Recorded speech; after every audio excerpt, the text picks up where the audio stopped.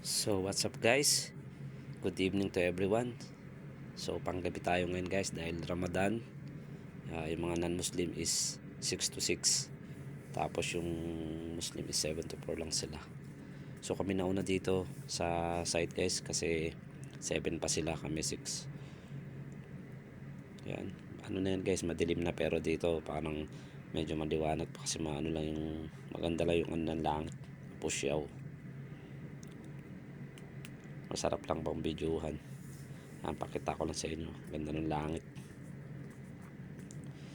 So yan, linis tayo dyan mamaya guys. Every routine ganito lang, inaantay namin sila. So tayo munang bahala dito, okay dito. Yan nga, linis muna tayo. Ito yung ginagawa ko kasi pag wala naman trouble, dahil nga dito nakalagay yung mga control panel, so ako na bahala naglilinis dito. Best cleaners tayo nung nag-aaral favorite subject natin yan, cleaners. Yan. Kaya lang guys, pagkatapos nyo babacuumin natin para lang mabawasan yung likabok. Mamaya lang din to pag nag-operation, pabalik lang to sa dati, pero dahil kahit pa paano yan, napabawasan.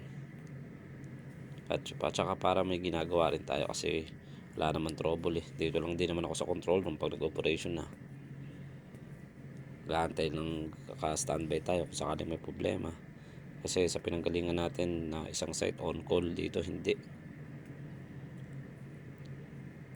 Yan, pakita ko sa inyo guys yung ano, lumabas na tayo dyan, mag-check up na tayo, tapos na tayo maglinis yan yung tunnel namin, feeder dyan, nagpipid papunta dito sa conveyor na to, punta rin sa impact sa cyclo. So yan guys, generator namin ay nasa baba. Dalawa yung malalaki, 6 cylinder yan, kaya kaya talaga kahit malalaking motor. Yan, night shift na tayo guys, pang 3 days na to. Isang buwan tayo sigurong night shift kasi Ramadan, naghati ng mga tao. So okay naman, maliwanag naman, may mga ilaw na, kaya hindi na kailangan magkabit ng ilaw. Kasi minsan yung iba nagpapadagdag, pero dito maayos naman, may nakakabit na agad na ilaw, kaya hindi na ako nag-install. So yun yung taan guys, pasok tayo na may ilaw na sa loob, kaya okay na. Tapos yun guys, tinesting namin yan, tumakbo na ang lakas ng vibration ng motor, buti napansin yung bolt, sobra luwag. So pahigpitan natin yan dito sa kabila.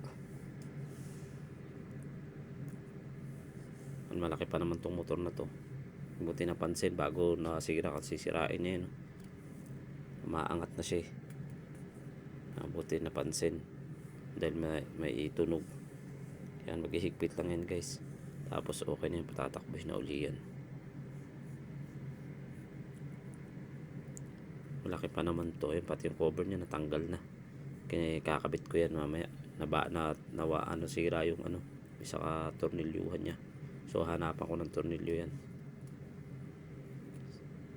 Yan, sobrang lakas ng vibration. So muli guys, ayan, kasama kong Pilipino, siya na naghigpit niyan, welder, bago lang din, kalilipat lang galing Roma yan. So muli guys, salamat na, hanggang dito lang ulit. Salamat sa panonood nyo, sa pag-like ng aking video at pag-share. Hanggang sa muli guys, salamat.